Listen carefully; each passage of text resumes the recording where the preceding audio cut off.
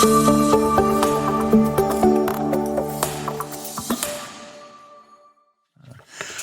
right, we're talking about this issue of the incarnation. The Word was made flesh, and I asked the question: what does this say about God? What does this very human life of Jesus, who you mentioned, he was hungry, he was thirsty, and all of that, and tired, becomes weary, and so on. But what does the incarnation say about what it means to be human? It's a good question. To me, that is, if we want to, again, if pastors want to address congregations at the most vital points, here's what we all grapple with, and it addresses every aspect of every day of our lives. Underneath any and every topic we might want to explore, we have this basic question of what does it mean to be a human being? Well, we would just start in Genesis, I would suppose, with that. Genesis chapter 1, certainly, and let us make man, humankind, in our image, a critical reference point. If we were to, right here at Christmas time, though, as well, with the incarnation, is there something about the incarnation that tells us anything about what it means to be a human being? Certainly.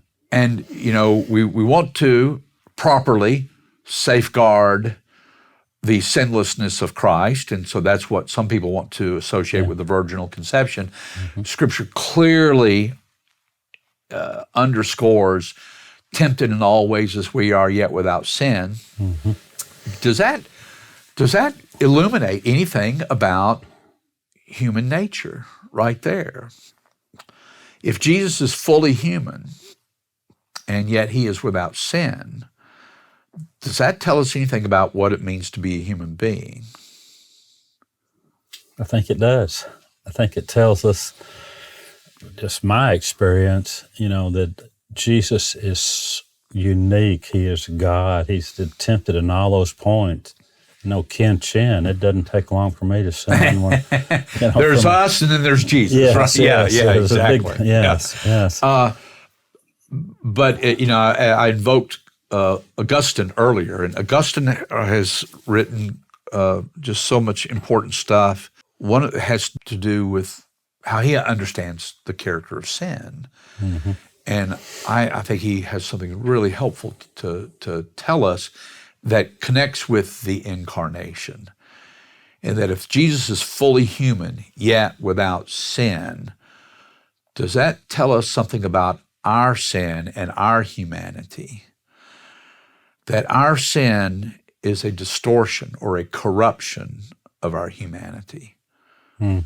If he is fully human, yet without sin, it tells us that to be fully human, genuinely human, to be the echo of God, to be in the image of God, then sin is a distortion. The language that Augustine uses is the privation or the corruption of the good. And he gives lots of different examples of what he means by that. What he wants to say, what he's trying to do, and I think he says something important here, he's wanting to make sure that we don't blame God for evil. That evil is not built into the very structure of creation. Evil is a distortion of God's creation. If we look at the world, its brokenness, we want to say, oh, well, that's just the way things are. No, it's the way things have become. And there's all the difference. One is hopelessness. The other is, there's hope for the new creation. If we say this is just the way things are, it's just built into the very fabric, the warp and woof of creation, there are systems of thought that go with that.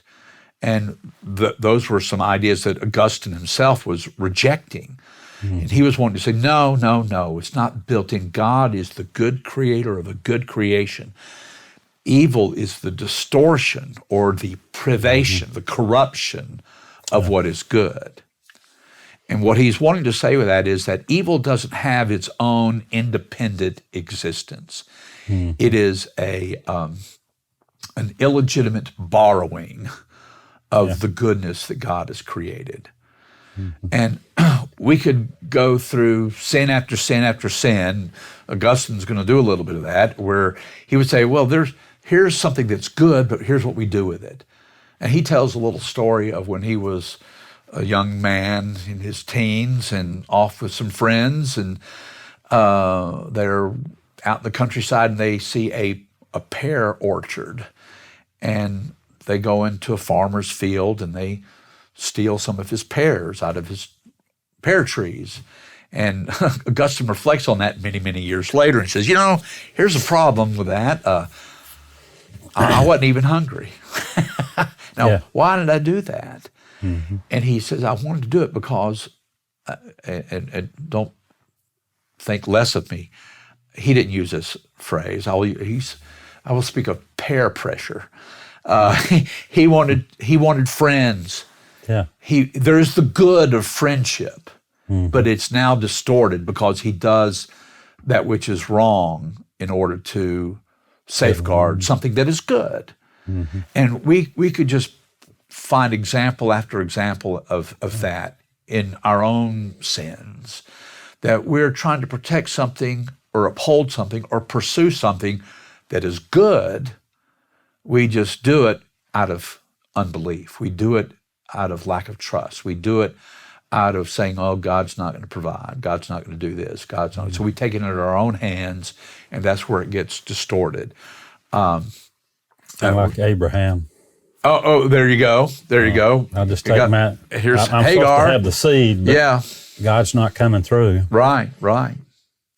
Well, that's a great example.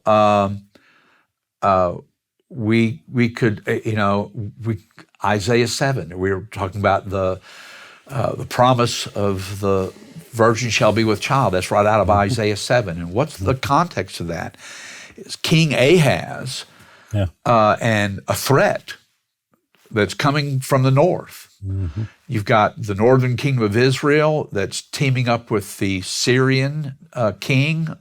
You have Pekah, the king of the northern kingdom of Israel, and Rezin, the king up in Damascus. They're wanting to establish a coalition to go up against the Assyrians. Ahaz is going, well, do I go with Pekah and Rezin? Do I go with the Assyrians? What do I do? And then comes along Isaiah and says, you need to learn to trust God. Right. What does Ahaz do? He establishes an alliance with the Assyrians that will ultimately lead to devastating consequences. Why? Because he tries to safeguard the southern kingdom of Judah. Appropriate. Yeah. He's the king. He's responsible. He wants to safeguard Judah against threat. Well, but Isaiah says, unless you stand in faith, you will not stand at all. And what we want to do is we have good things we want to safeguard and uphold, and we don't trust God, and so we take matters into our own hands and do it our own way, and that's the distortion of the good.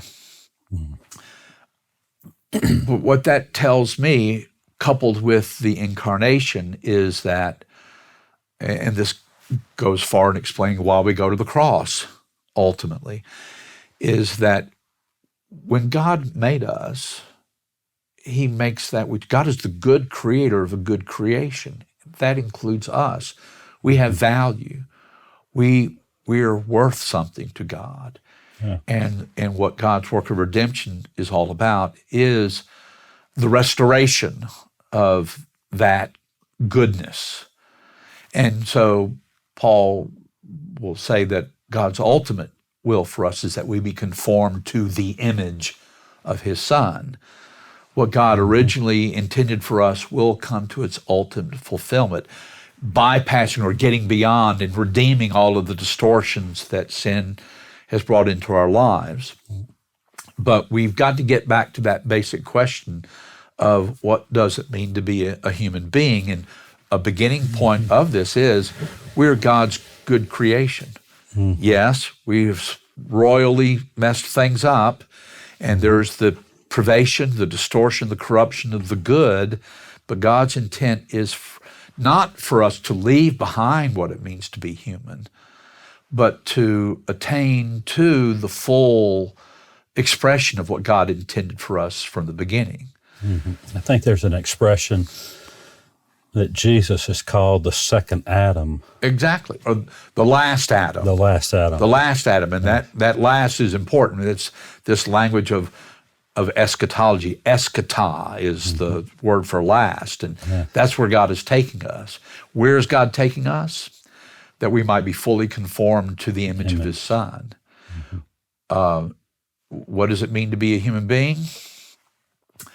Paul in Ephesians 4 says that the task of Christian ministry, the reason why God gifts any and every believer in the various ways in which we are gifted, is that we might build one another up until we might all come to the fullness of the likeness of Christ.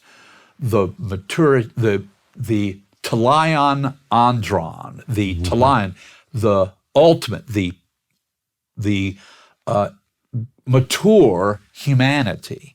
Christ is the goal.